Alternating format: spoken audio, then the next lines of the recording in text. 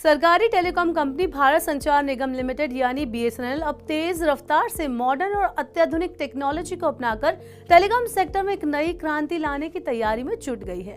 रिलायंस जियो और भारती एयरटेल को कड़ी प्रतिस्पर्धा देने और कस्टमर्स को लुभाने के लिए बीएसएनएल ने नए लोगों के साथ ही कई नई सेवाओं की पेशकश भी की है। ये नई सेवाएं रूरल और अर्बन एरिया में कनेक्टिविटी को बेटर बनाने के लिए सिक्योरिटी, अफोर्डेबिलिटी और रिलायबिलिटी पर आधारित है। इसमें स्पैम ब्लॉकर से लेकर ऑटोमेटेड सिम कियोस्क और डायरेक्ट टू डिवाइस सेवाएं शामिल है।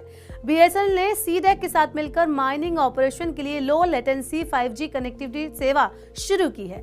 बीएसएनएल का स्पैम ब्लॉकिंग सिस्टम खुद ब खुद धोखाधड़ी वाले कॉल्स और एसएमएस को फिल्टर करेगा।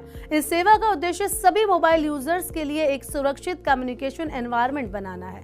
ऑटोमेटेड सिम कियोस्क की मदद से यूजर्स आसान केवाईसी इंटीग्रेशन और कई भाषाओं में आसान पहुंच के साथ यूपीआई या क्यूआर इनेबल्ड पेमेंट का लाभ उठाकर 24 घंटे और 7 दिन सिम खरीदने, अपग्रेड करने, पोर्ट करने या बदलने जैसे काम खुद ही कर सकेंगे। बीएसएनएल ने अपने FTTH यानी फाइबर टू द होम ग्राहकों के लिए नेशनल वाईफाई रोमिंग सर्विस शुरू करने की भी घोषणा की है। इस सेवा से FTTH कस्टमर्स को बिना कोई अतिरिक्त शुल्क दिए पूरे देश में हाई स्पीड इंटरनेट एक्सेस मिलेगा। सरकारी टेलीकॉम कंपनी ने 500 से ज्यादा लाइव चैनल्स के साथ पहली बार एक नई सेवा fibre based internet TV service की शुरुआत की है।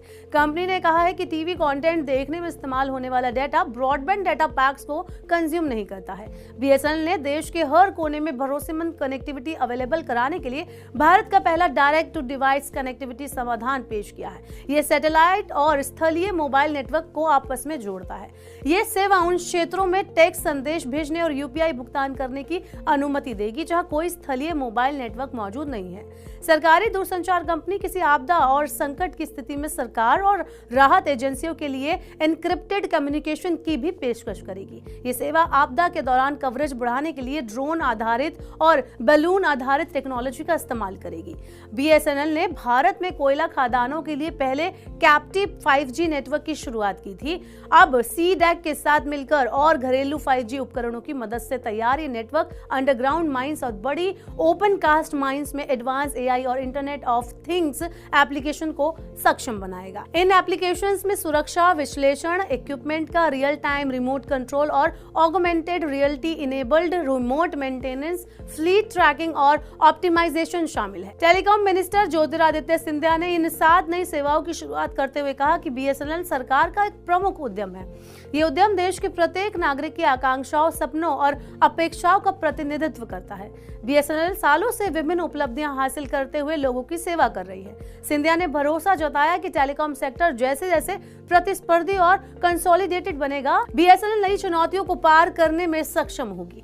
बीएसएनएल ने हाल ही में एक बड़ी उपलब्धि भी हासिल की है। कंपनी ने अपना खुद का 4G टेलीकॉम नेटवर्क तैयार किया है जिसे 5G में बदला जा सकता है। अगले साल जून तक बीएसएनएल के पास 1 लाख 4G साइट होंगी और कुछ टेलीकॉम सर्किल में 5G सेवा भी शुरू की जाएगी। तो आपका बीएसएनएल के इस बढ़ते विस्तार के बारे में क्या कहना है कि आगे जाके बीएसएनएल अपनी सेवा को और ज्यादा इंप्रूव करेगा और आम जनता के लिए कितना फायदेमंद होगा? आप हमें कमेंट बॉक्स में बता सकते हैं। हमारे YouTube चैनल को जरूर सब्सक्राइब करें।